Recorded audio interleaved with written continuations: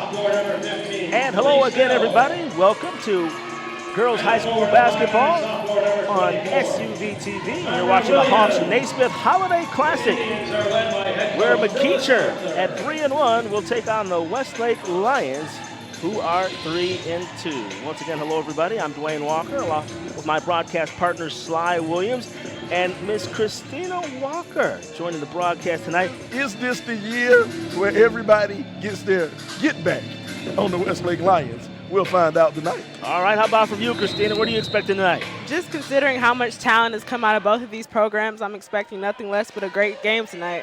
And we are knotted at 5 early with 5 minutes and 56 seconds to play first quarter. Ooh, the break. They are not shy out here. It's Miss Smith. Thank you, ma'am, for 2. Something I'm really impressed with is how well these teams are playing with this new 35-second shot clock. It's, a new implementation, but something that they're very, very acclimated to, it seems like, already. And our score is 12-7. You are watching the Hawks Naismith Holiday Classic here on SUV TV. Duane Walker along with Sly Sylvester Williams and Christina Walker. Back the other way comes Bates, Jada Bates. She's long. She goes off glass. A little too strong. These players are definitely going to have to take their time going up for these relatively easy layups that they're missing time and time again. And, layups and free throws, those are the things that win games. So these two teams need to keep it together. Bates, a little shake and bait. Off rim. This floor must be a little slippery. That's about the 5th time a player's fallen with no contact. Nice observation. We have a substitution, number 00. Amanda Azuwu checks into the ball game. She's a 5'7" sophomore. She has the basketball now. Also in, Tamaya Pope. Down to Bates, cutting towards the basket, and she gets the baby roll. Beautiful read of the defense there. Simple cut to the basket, simple basket. And that makes the score 14-9. Westlake with the lead in the basketball. There's an errant shot. Offensive rebound by Kelsey Willingham, and she scores her 4th point of the game. Westlake's doing an amazing job getting those second chance opportunities with those O boards. 18-15 our score. Working with the basketball, Givens has it taken away by number 1. That's Ellis.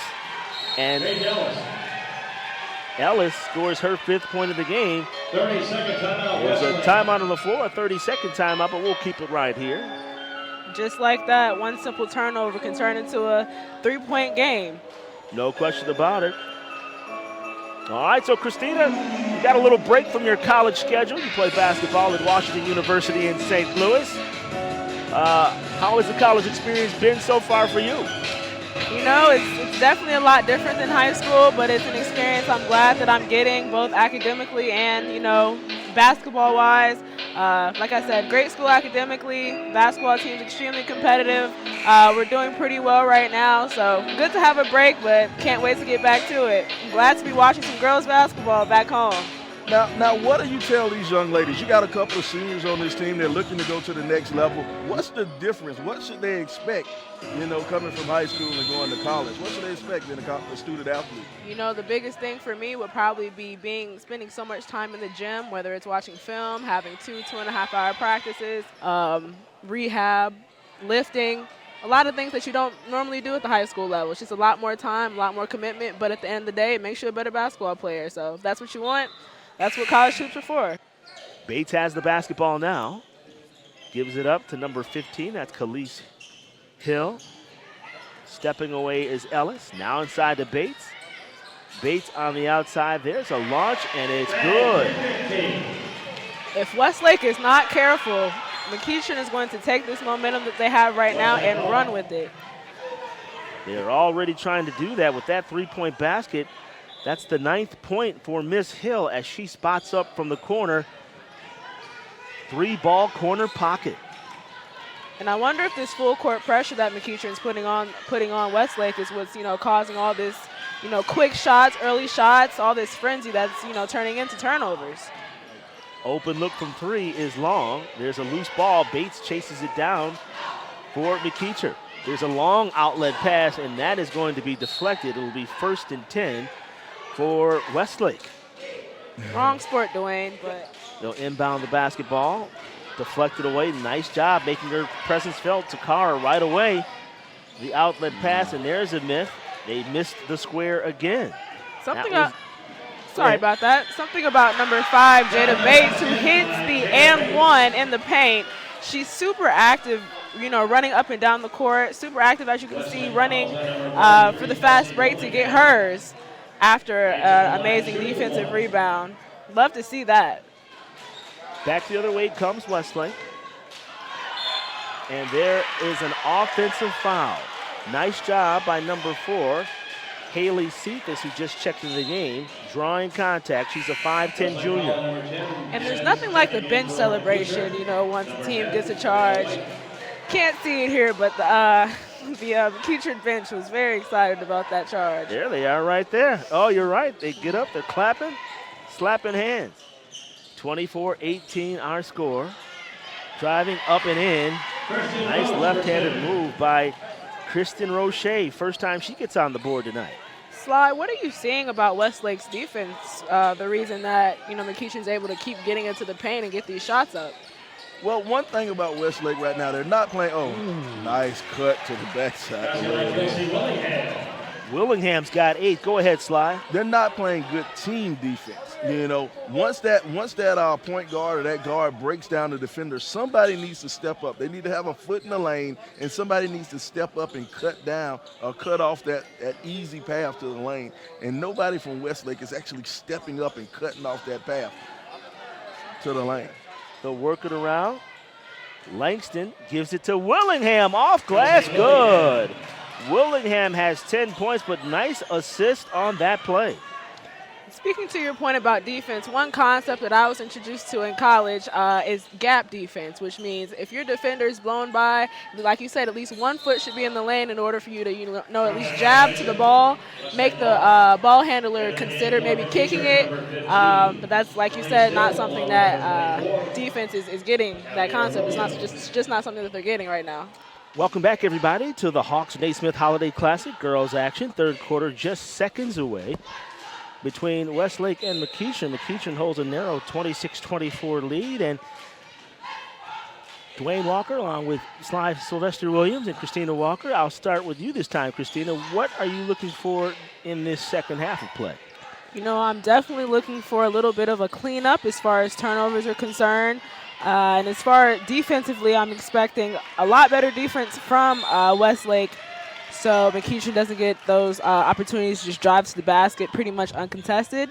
But at the same time, I'm hoping that looking for Westlake to continue being dominant with those offensive rebounds. Westlake, someone's got to get out of the lane. There's an errant pass. Now Givens with it.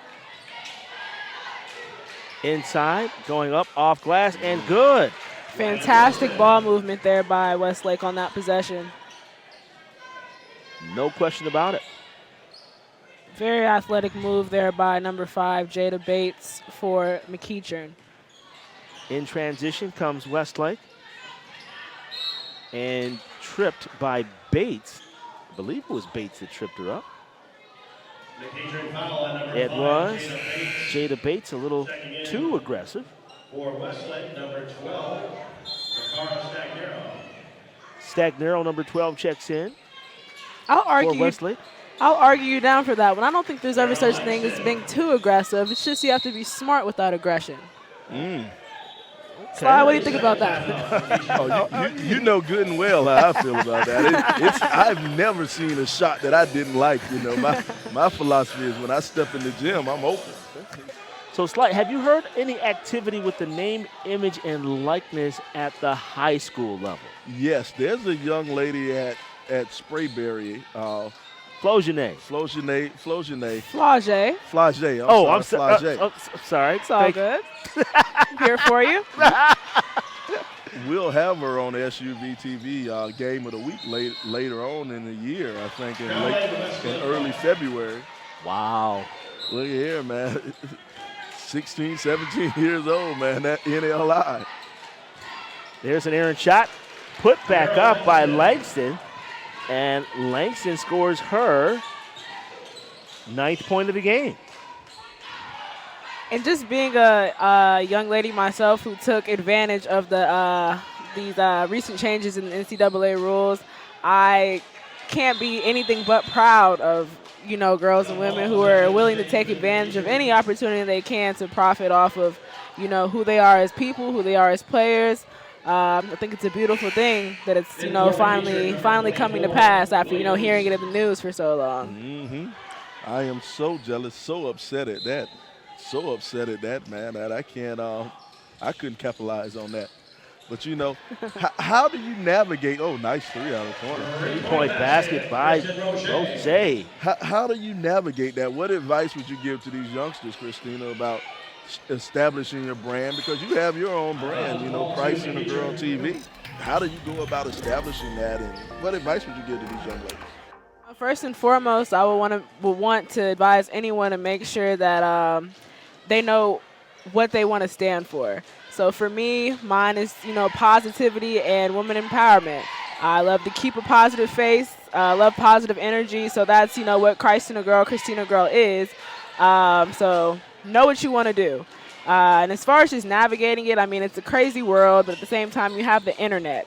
So that's something that, you can use to figure out, how to market yourself and everything like that. But just to plug myself a bit, Christina Girl is my brand. Head to ChristinaGirl.com, CHRISTINA Girl.com to, figure out more about my mission, shop for my merch, check out my YouTube videos, all of that. But definitely know what you want to do and take advantage of it. And don't be afraid to ask for help, because there are plenty of people out here who, have the expertise to help you out with that. Yeah, don't be afraid to ask, man, but if you ask me, I'm going to charge. I need my coins. 2 minutes and 4 seconds to play in the third quarter, 35-34. Give me some McEachin money over on Westlake. I would hope you know what you're talking about. I'd be happy to pay you if you know what you're talking about, Look, Sly. I'll give you plenty of bad advice. There's the lob over the pressure. Langston, watch out from behind. Khalees Hill tried to sneak up on her. There's an errant shot cleared out by Bates. And I think McEachin is really seeing the benefits of keeping up this full court press. Westlake is just not able to convert. Kristen Roche will give it up to Bates. 23 feet straight away. Bates driving and has the ball deflected nicely by Wilson, who got a hand on it. And now off balance was Roche, and the loose ball is picked up by Westlake. Even though she did miss that shot, what I did appreciate was her patience with, finding a shot that was at least somewhat on balance before she tried to put it back up. And great defense up there at the top by McEachin's number 10. Ooh, they call that over results in a turnover, I believe. I think the referees are going to talk about that one. Yeah, that can't be over and back. Somebody they knocked the ball loose. Number 10, Kalia White. You'll see right here, she gets a hand on the basketball right there, but the ball went off of her foot, her right foot. Yeah, good job by Langston of getting all the way back there to swat that thing away.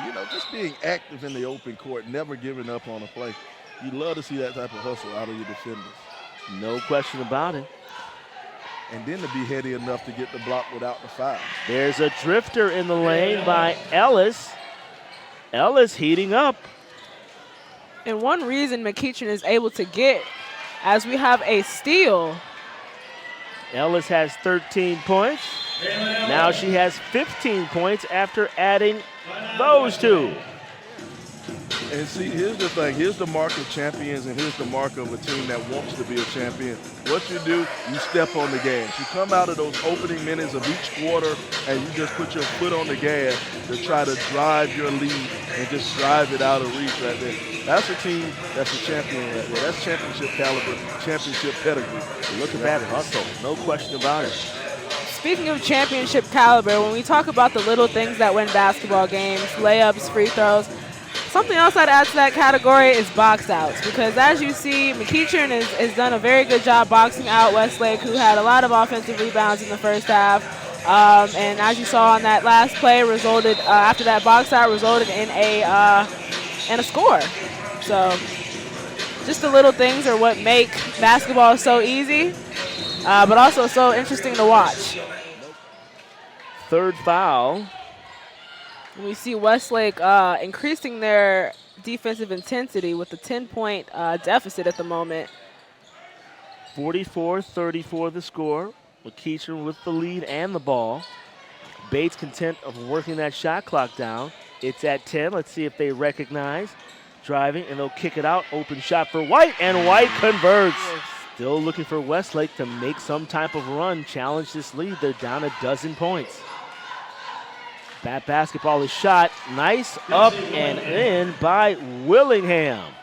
Willingham has been a bright spot tonight. No question about it. She's a 6-foot junior center.